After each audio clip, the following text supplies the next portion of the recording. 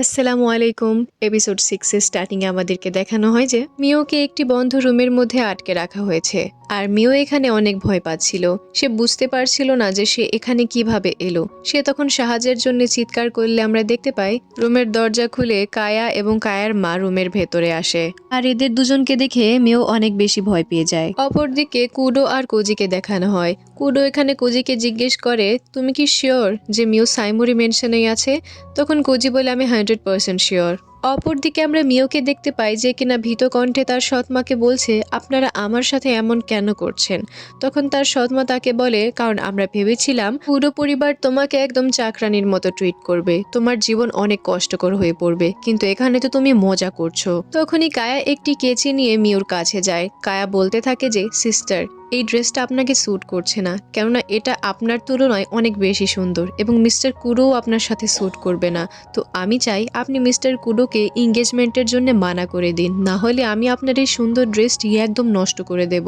Keir মুখে এমন কথা শুনে মিও অনেক আপসেট হয়ে পড়ে। কায়া তখন কেচিটিকে মিওর কামিজের একদম কাছাকাছি নিয়ে যায় এবং তাকে বলে, তুমি কুডোকে মানা করে দিও, তারপরে আমি মিস্টার কুডোর সাথে বিয়ে করব এবং তুমি কোজির সাথে বিয়ে করে নিও। তখনই মিও বলে, না, আমি এমনটা কিছুতেই করব না।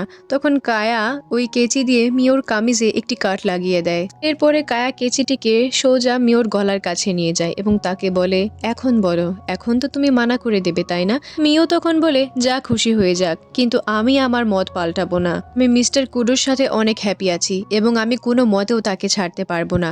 এটা শোনার পরে মিওর সৎমা অনেক বেশি রাগান্বিত হয়ে যায় এবং সে মিওকে জোরে একটি আঘাত করে, যার কারণে মিওর মুখে একটি ক্ষতের চিহ্ন হয়ে যায়। তখনই কায়া একটি বড় কেচি দিয়ে মিওর হাতে বেঁধে রাখা রশ্মিটিকে কেটে দেয় এবং মিও ধারাম করে মাটিতে পড়ে যায়। কায়া তখন মিওর চুল টেনে ধরে তাকে বলে, দেখো, তুমি একটা ইউজলেস মেয়ে, তোমার কাছে তো সুপার ন্যাচারাল পাওয়ার পর্যন্ত নেই, তুমি মিস্টার কুডোকে ডিজার্ভই করো না, এর জন্য বেটার হবে যে তুমি হার মেনে নাও। অপরদিকে আমরা কুডো আর কোজিকে দেখতে পাই, যারা কিনা সাইমুরি মেনশনের সামনে চলে এসেছিল, কিন্তু কেউ তাদের জন্য গেট খুলছিল না। এদিকে আমরা মিওকে দেখতে পাই যে কিনা বলছিল, আমি মিস্টার কুডোর সঙ্গ কখনোই ছাড়বো না, আমার তাকেই চাই, আর এজন্য আমার যা করা দরকার আমি তাই করব।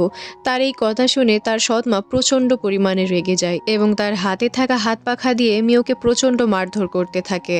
অপরদিকে গেট কেউ খুলছিল না দেখে কুডো তার সুপার ন্যাচারাল পাওয়ার দিয়ে সেই গেটকে জ্বালিয়ে দেয় এবং তারা ভেতরে প্রবেশ করে। তখনই সাইমুরি মেনশনের ভেতর থেকে মিওর বাবা চলে আসে এবং সে মিস্টার কুডোকে বলে, আপনি এখানে কি করছেন?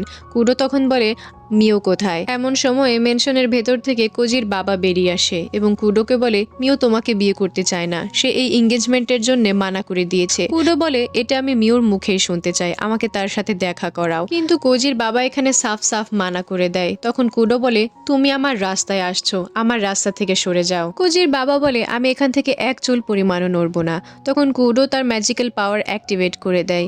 কোজির বাবা তখন মিওর বাবাকে বলে, এখানে যদি তুমি কিছু না করো তাহলে কিন্তু সে আমাদের বাড়ি ঘর একদম ধ্বংস করে দেবে, এজন্য বেটার এটাই হবে যে তুমি আমার পাশে থেকে কুডোর বিরুদ্ধে লড়তে আমাকে সাহায্য করো। তখন এই দুজন মিলে কুডোর উপরে একটি পাওয়ারফুল ব্যারিয়ার দিয়ে হামলা করে, কিন্তু কুডো এক চুটকিতেই সেই ব্যারিয়ার ভেঙে ফেলে। এরপরে তারা আরো একটি শক্তিশালী টর্নেডো টাইপ হামলা করে, কিন্তু এতেও কুডোর কিছুই হয় না। কুডো তখন তার লাইটেনিং ম্যাজিক্যাল পাওয়ার দিয়ে তাদের উপরে হামলা করে, এতে করে তাদের দুজনেরই ইলেকট্রিক শক লাগে।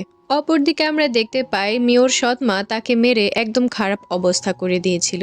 এদিকে কুডো যখন সেই ভবনের দিকে যাচ্ছিল তখন পেছন থেকে তার উপরে আবার তারা অ্যাটাক করতে থাকে। এখানে কোজির বাবা কুডোর উপরে ফ্লেম ম্যাজিক করে, কিন্তু কুডো এই ফ্লেম ম্যাজিককে রিফ্লেক্ট করে তাদের দিকে ছুড়ে মারে, যার কারণে পুরো সাইমুরি মেনশনে আগুন লেগে যায়। কুডো এখানে তার ম্যাজিক পাওয়ার ব্যবহার করে কোজির বাবাকে একটি অ্যাটাকেই বেহুশ করে দেয়। অপরদিকে আমরা কায়াকে দেখতে পাই যে কিনা মিওর গলা চেপে ধরেছিল এবং সে তাকে ফোর্স করতে থাকে এই বিয়ের জন্য মানা করে দিতে, কিন্তু মিও তখন ভাবে, আমাকে শুরু থেকেই ভালো মতো ট্রিট করা হয়নি, আমি সারা জীবন কষ্ট পেয়েছি, কেউ আমার সাথে ভালো ব্যবহার করেনি, একমাত্র মিস্টার কুডো আমাকে ভালোবেসেছেন এবং আমি তাকে এভাবে হারাতে পারবো না। মিও তখন জোর গলায় কায়াকে মানা করে দেয়। এটা শুনে রেগে গিয়ে কায়া মিওর গলাকে আরো জোরে চেপে ধরে। তখনই পেছন থেকে দরজা খোলার আওয়াজ আসে। কায়া পিছনে ঘুরে দেখতে পায় কুডো এসে গিয়েছে।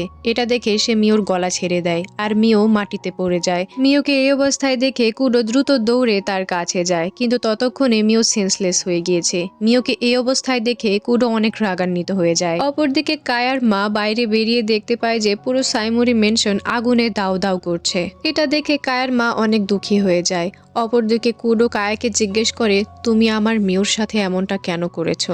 কায়া তখন তাকে বলে, ও তোমার জন্য একদমই যোগ্য নয়, ও একটা ইউজলেস মেয়ে। তোমার জন্য যদি কেউ যোগ্য হয়ে থাকে তাহলে সেটা হচ্ছে আমি। তুমি ওকে ছেড়ে দিয়ে আমাকে বিয়ে করে নাও। কুডো তখন বলে, ইউজলেস মেয়ে মিও নয়, ইউজলেস মেয়ে হচ্ছ তুমি। তোমার মতো একটা নীচ মেয়েকে আমি কেন, কোনো ছেলে বিয়ে করতে চাইবে না। এটা বলে কুডো কায়ের চোখের সামনে দিয়ে মিওকে কোলে করে নিয়ে সেখান থেকে চলে যেতে থাকে। মিও এখানে ইমাজিনেশনে দেখতে পায় যে মিওর মা তাকে বলে, কংগ্রাচুলেশনস, তুমি আগের থেকে অনেক বেশি পাওয়ারফুল হয়ে গিয়েছো। মিও তখন ভাবে, পাওয়ার? আমার ভেতরে আবার কোন ধরনের পাওয়ার? এটা ভাবার সাথে সাথে মিওর মা সেখান থেকে গায়েব হয়ে যায়। অপরদিকে আমরা একজন লোককে দেখতে পাই যে কিনা কোনো গিল্ড মাস্টারকে সাইমুরি মেনশনে ঘটে যাওয়া ঘটনার ব্যাপারে বিস্তারিত বলছিল। তখন এই পর্দার আড়ালে থাকা লোকটি বলে, না, এটা হতে পারে না। কোজির বাবা কিভাবে হেরে গেল? আমরা কোনো মতেও মিওকে কুডোর সাথে বিয়ে হতে দিতে পারি না, কেননা উসুবা বংশের রক্ত আর কুডো ফ্যামিলির রক্ত যদি একত্র হয়ে যায় তাহলে এটা আমাদের জন্য মোটেও ভালো হবে না। তারা তখন এখানে কুডোকে জানে মেরে ফেলার চক্রান্ত করতে থাকে। পরের দিন সকালে মিওর হুঁশ ফিরলে মিও দেখতে পায় কুডো তার কাছেই বসে আছে। মিও তখন উঠে বসার চেষ্টা করলে কুডো তাকে সাপোর্ট দেয়। এখানে কুডো মিওকে জিজ্ঞেস করে, তোমার এখন কেমন লাগছে? মিও বলে, আমার অনেকটাই বেটার লাগছে। এখানে কুডো অনেক খুশি ছিল যে মিও একদম ঠিক আছে। তখনই এখানে ইউরি চ্যান চলে আসে এবং মিওর কাছে এসে কান্না করতে থাকে। ইউরি চ্যান তখন বলে, আপনাকে সুস্থ দেখে আমার অনেক ভালো লাগছে। তাদের দুজনকে ভালো দেখে মিও এখানে একটি হাসি দেয় এবং এখানেই এপিসোডটি শেষ হয়ে যায়। এক্সপ্লেনেশনটি আপনাদের কাছে কেমন লাগলো কমেন্টে জানাতে ভুলবেন না। দেখা হচ্ছে নতুন এপিসোডে, ততদিন পর্যন্ত সুস্থ থাকবেন। আল্লাহ হাফেজ।